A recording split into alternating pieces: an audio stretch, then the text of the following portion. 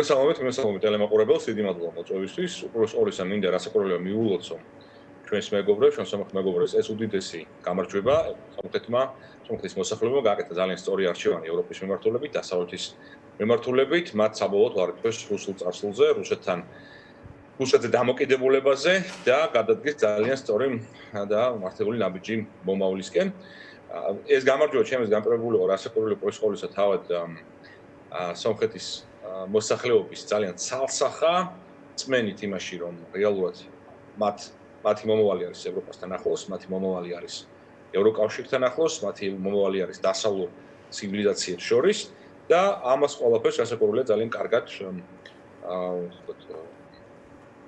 უაბათავი ბატონმა ფაშინიანმა, ჯამინდელმა პრემიერ-მინისტრმა, მან სწორედ რომ დაანახა საკუთარ ხალხს ის არჩევანი, რომელიც არსებობდა იმ შემთხვევაში თუ რაღაც გაუგებრობას ექნებოდა ადგილი. ანუ ეს არის ერთი მხრივ იქნებოდა ეს წარსული რუსეთი და სრულიად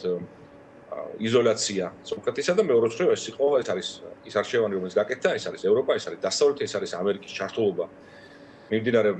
რეგიონალურ პროექტებში და მონაწილეობა, როგორც ამერიკის ასევე ევროპელი პარტნიორებისა და ეს არის ძალიან მნიშვნელოვანი წინსვლა კიდევ ერთხელ გავიმეორებ დასავლეთის მიმართულებით. მე ვფიქრობ, რომ ძალიან სწორი არჩევანი გაკეთდა, ეს საბოლოო ჯამში იქნება ძალიან კარგი დინამიკა მთელი რეგიონისთვის. ამ შემთხვევაში ჩვენ შეგვიძლია ვისაუბროთ იმაზე, რომ რეალურად სომხეთი უახლოეს მომავალში გახდება, ასე ვთქვათ, ყურადღების ეპიცენტრში აღმოჩნდება უახლოეს მომავალში ევროკავშირის მხრიდან, ამერიკის მხრიდან და აქ ჩვენ ძალიან ბევრ სიახლეს უნდა ველოდეთ მომდევნო თვეებისა და წლების მანძილზე. თუმცა მაინც როგორ მოახერხა ეს ნიკოლ ფაშინიანმა? თქვენ საუბრის პარალელურად გადიოდა კადრები, სადაც ნიკოლ ფაშინიანი ხალხში ესაუბრება მოქალაქეებს, გადაადგილდება, აჩერებენ ადამიანები და მასთან, ასე ვთქვათ, პოლემიკაშიც შედის. ასეთი კადრები ბევრი იყო ამ საარჩევნო კამპანიის დროს. მისი სოციალური პლატფორმა თუ კი შევხედავთ, იყო ძალიან პოზიტიურ, ასე ვთქვათ, ნოტაზე აგებული, ალბათ საარჩევნო კამპანიის ნაწილიც არის, ან მისი პერსონალური თვითონ ფიგურა არის ასეთი. რამდენად მნიშვნელოვანია დავინახოთ, რომ აი ამ ფლანგს, ევროპულ ფლანგს ყავდა ასეთი ლიდერი და ლიდერის არსებობის გამო ბევრი რამ გადაწყდა. მე მიმაჩნია, რომ თავად ფაშინიანის ფიგურა იყო ძალიან მნიშვნელოვანი, მას აქვს ეს ადამიანთან ურთიერთობის უშუალო ფორმა, უშუალო ხასიათი, მას აქვს ასეთი ძალიან პირდაპირია, ის თავის ქმედებებში ძალიან ხმამაღლა, ძალიან პირდაპირ გაჟღერებულად ამბობს ყველაფერს, ისიც თქმაც სურს, მას აქვს ძალიან ახლო კავშირი საკუთარ მოსახლეობასთან, ის გრძნობს ყველაფერს იმას, რაც ხდება სომხურ საზოგადოებაში, რაც ჩემი აზრით ძალიან კარგად დაინახა ასევე სომხეთის მოსახლეობის დიდმა ნაწილმა, მათ კიდევ ერთხელ ამბობ გავიმეორებ, დაინახეს, რომ არჩევანი ეხლა არის რუსეთსა, წარსულსა და მომავალ შორის, ანუ ევროპას შორის. მათ დაინახეს, რომ ეხლა არის ის შესაძლებლობა, რომელიც არაფრით არ უნდა გაუშვას სომხეთმა ხელიდან. ეხლა არის ის უნიკალური მომენტი ამ ქვეყნის ისტორიაში, როდესაც ერთხელ და სამუდამოდ შესაძლებელია სომხეთი გათავისუფლდეს აი ამ რუსული ზეგავლენისგან, რუსული ზეწოლისგან, რუსული შანტაჟისგან და ჩვენ ვიხილეთ ამავე დროს პარალელურად თუ რამხელა ზეწოლას და რამხელა წნეხს ახორციელებდა რუსეთი სომხეთზე, სომხეთის ხელმძღვანელობაზე, თუ რა განცხადებები კეთდებოდა ბოლო კვირებისა და ბოლო განსაკუთრებით წინასაარჩევნო პერიოდში და ჩვენ შეგვიძლია წარმოვიდგინოთ ის ხარისხი ზეწოლისა, რომელიც იყო ეხლა რეალურად ამ ქვეყანაზე, ამ ქვეყნის მოსახლეობაზე. მე ვფიქრობ, რომ ნამდვილად მისაოცი ამბავია, ვფიქრობ, რომ ძალიან სწორი და ძალიან მართებული არჩევანი გაკეთდა დღეს და საბოლოო ჯამში ჩვენ გვექნება ყველას ამ შედეგს ჩვენ ყველანი ვიტყვით ჩვენს თავზეც, მათ შორის რეგიონში სხვა ქვეყნებიც, ვინაიდან ეს განაპირობებს იმას, რომ ევროპა იქნება კიდევ უფრო ახლოს, ევროპული ცივილიზაცია კიდევ უფრო მეტად და უფრო გააქტიურდება ევროპის ამ ნაწილში და ჩვენ ყველას გვექნება გაცილებით უკეთესი, გაცილებით მეტი სარგებლის მიღების შესაძლებლობა იმ პროექტებისგან, რომელიც დაიწყება ეხლა უახლოეს მომავალში ევროპასა და აზერბაიჯანსა. აი, სწორედ ამაზე მინდა გკითხოთ, არა მხოლოდ ევროპა, ალბათ ამერიკის შეერთებული შტატებით ალბათ უპრეცედენტოდ მზარდი ინტერესია სამხრეთ კავკასიაში, ვიდრე ამ დრომდე ოდესმე ყოფილა, ახლა ვამჩნევთ, ასე ვთქვათ, ტრამპის ადმინისტრაციის პოლიტიკაში ამას. თუმცა, როცა ვსაუბრობთ, რომ ეს განაპირობებს ბევრ ამას ჩვენთვისაც, მაინც რა გავლენა შეიძლება მოახდინოს საქართველოზე, სომხეთში მიმდინარე პროცესებმა. იცით რა ჩვენ უნდა დავინახოთ ეს ყველაფერი პერსპექტივაში, უნდა წარმოვიდგინოთ, რომ რეალურად ეს არის არჩევანი გაკეთებული სომხეთის მოსახლეობის მიერ, ძალიან მარტივი არჩევანი. ანუ არჩევანი უკეთესი მომავლისა და წარსულ სიგნალებს შორის. ეს არის არჩევანი გაკეთებული იმ ქვეყნის მიერ, სადაც რეალურად რუსეთს აქვს ძალიან სერიოზული გავლენა. ხო, აქ ძალიან ბევრი ინფრასტრუქტურული პროექტი, ძალიან ბევრი დიდ გავლენას ახორციელებს რუსეთი სომხეთზე და მიუხედავად ამისა, მიუხედავად ყველაფრისა, სომხებმა ჩათვალეს, რომ ეს ყველაფერი ვეღარ გაგრძელდება ისე როგორც იყო. ანუ იმ ქვეყანამ, სადაც რეალურად გაცილებით მეტი გავლენა იყო, ფიზიკურად გაცილებით მეტი გავლენა იყო რუსეთისა, მიიღო და ძალიან მკაფიო გადაწყვეტილება, რომ გადაედგა ეს ნაბიჯი. ეს უპირველეს ყოვლისა მოწმობს იმას, რომ რეალურად ყველა ის გზავნილი, რომელსაც ახლა ჩვენ ვისმენთ საქართველოში, პრორუსული ძალების მიერ, სადაც რომ თითქოს რუსეთი რაღაცა ფორმით ყველანაირ შეეწინააღმდეგება და რუსეთის გაღიზიანება ამ მხრივ არღიზ და რუსეთთან მაქსიმალურად დაყვავების, ასე ვთქვათ, რუსეთის ნარატივის გამზიარებელი ძალების მიერ, ეს არის ყველაფერი ფუჭი და ტყუილი, იმიტომ რომ რეალურად სომხები ამის ნათელი დადასტურება, მაგალითია რომ მათ ძალიან მკაფიოდ ესმით, რომ რეალურად რუსეთთან ერთად რუსეთის გავლენის სფეროში ყოფნა ვერანად ვერ იქნება ამ ქვეყნის მომავალი, ვერ იქნება ვერც ერთი ქვეყნის მომავალი და ისინი მკაფიოდ იღებენ გადაწყვეტილებას, რომ დაუახლოვდნენ ევროპას. აქვე ნიშანდობლივია ერთი მომენტი, რომ ის პროექტები, რომლებიც დაიწყება უახლოეს მომავალში სომხეთთან მიმართებით, მაგალითად გულისხმობს სავიზო რეჟიმის ლიბერალიზაციის საკითხს. ჩვენ უკვე დიდი ხნის წინ დაწყებული და დამთავრებული გვაქვს 2017 წლიდან ჩვენ ამ თავისუფლების სარგებლობთ, ჩვენ ახასავე ასოცირების შეთანხმება, ჩვენ თვისობრივად შეგვიძლია ასე ვთქვათ, რომ გაცილებით წინ ვიმყოფებით სომხეთზე, მაგრამ იმ პოლიტიკის წყალობით, რომელსაც ახორციელებს ქართული ოცნება, ჩვენ ამ ყველაფერს კარგავთ, რასაკვირველია, ყველაფერი კითხვის ნიშნის ქვეშ არის, მათ შორის ჩვენი კანდიდატის სტატუსიც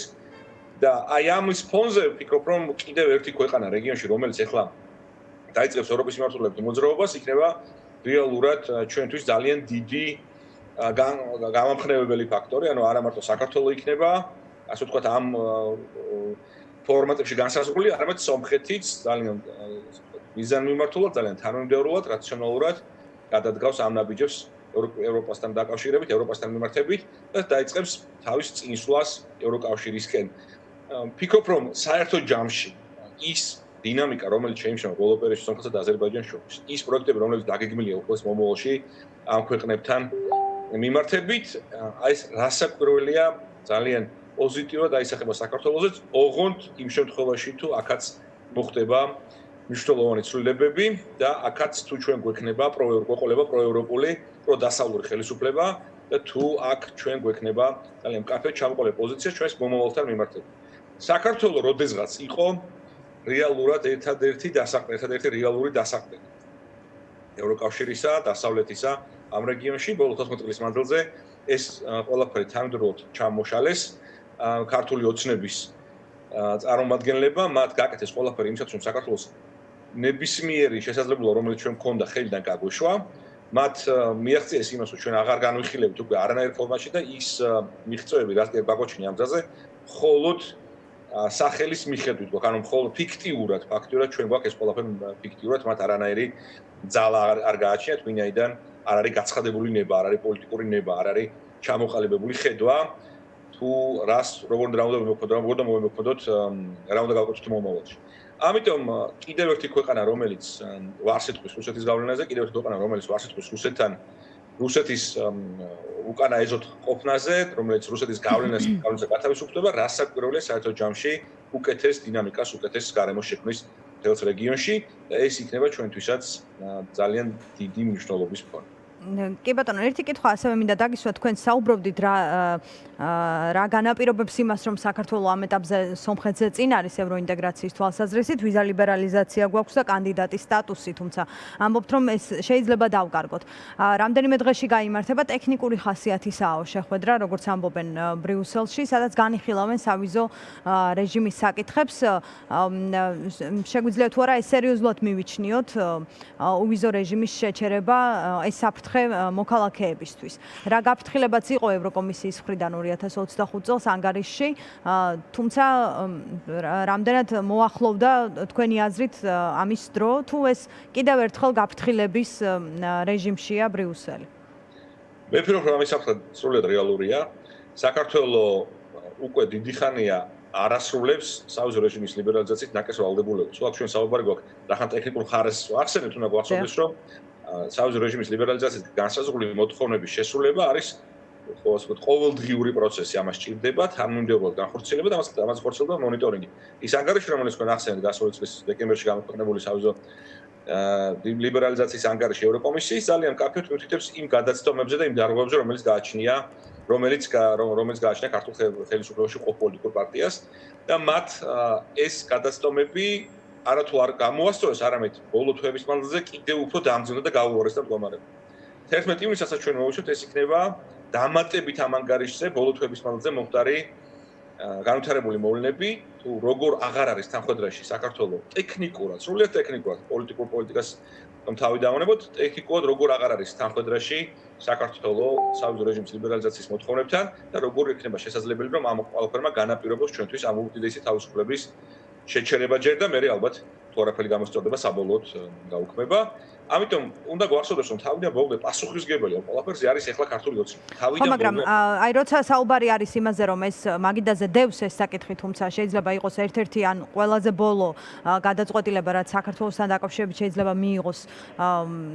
ევროკავშირმა, ამის გარდა არის რაიმე სხვა ბერკეტი, რაც დარჩენილია და ჯერ არ არის გამოყენებული?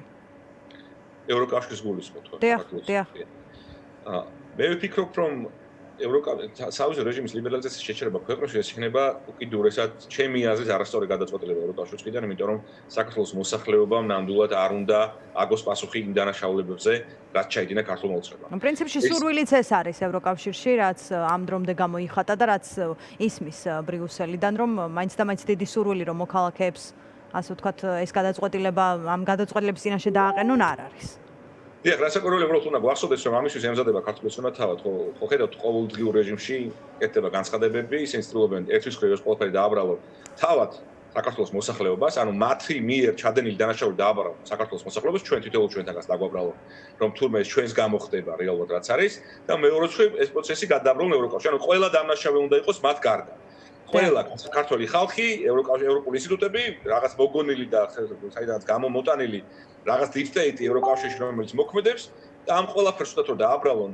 ის რაც შესაძლებელია რომ მოხდეს ის უკვე სრული ინტენსიურობით ამზადებიან პროპაგანდასულ მესიჯებს და ამზადებიან იმის რომ რაც რეალურად შესაძლებელია და შედეგი შეიძლება ჩვენ მივიღოთ მათ უბრალოდ არ არიციან როგორ განვითარდება მოვლენები ისინი ელოდებიან ყველაზე უარეს განვითარებასაც და ამიტომ ეხლა ცდილობენ რომ საზოგადოებაში შემოიტანონ აი ეს ტყუილი ნარატივები ეს მცდარი და ასე ვთქვათ, სრულად დეზინფორმაციული ნარატივები, რომ თითქოს ვიღაცა სხვა შეიძლება იყოს ამაში ბრალეული და ვიღაცა სხვის გამო შესაძლებელია საქართველოს ჩამოერთვა საუზო რეჟიმის ლიბერალიზაცია. კიდევ ერთხელ ძალიან მკაფრ უნდა გვახსოვდეს, რომ საუზო რეჟიმის ლიბერალიზაციით გათვალისწინებული მოთხოვნების შესრულებაზე პასუხისმგებელია მხოლოდ და მხოლოდ ქართული ოცნება. პასუხისმგებელი იყო ბოლო 8 წლის მანძილზე 2017 წლიდან, მას შემდეგ რაც დავამთავრეთ ჩვენ ეს პროცესი და დაიწყო ჩვენთვის ეს გაიხსნა ჩვენთვის ეს თავისუფლება, მათ ევალებოდათ რომ შეესრულებათ ყველა ის ვალდებულება, რომელიც იყო გათვალისწინებული სამხედრო გეგმის თანახმად. ამიტომ რაღაცა ფორმით ეხლა ისრების გადატანა და რაღაცა ფორმით ვიღაცა სხვისი დადანაშაულება, ამაში უბრალოდ ფიზიკურად მათ არ გამოუვათ. დარწმუნებული ვარ ქართულ ხალხს ძალიან კარგად ესმის, თუ ვინ არის პასუხისმგებელი, ეხლა აი ამ პროცესის ამ დონეზე დაზიანებაზე და როგორ შეიძლება რომ რეალურად ვინმე სხვას დააბრალდეს ის გაუარესებული მდგომარეობა საქართველოს და ევროკავშირში. მადლობა გიგი გიგიაძეს, მე მას დავემშვიდობები ეკონომიკური პოლიტიკური კვლევის ცენტრის უფროსი მკვლევარი.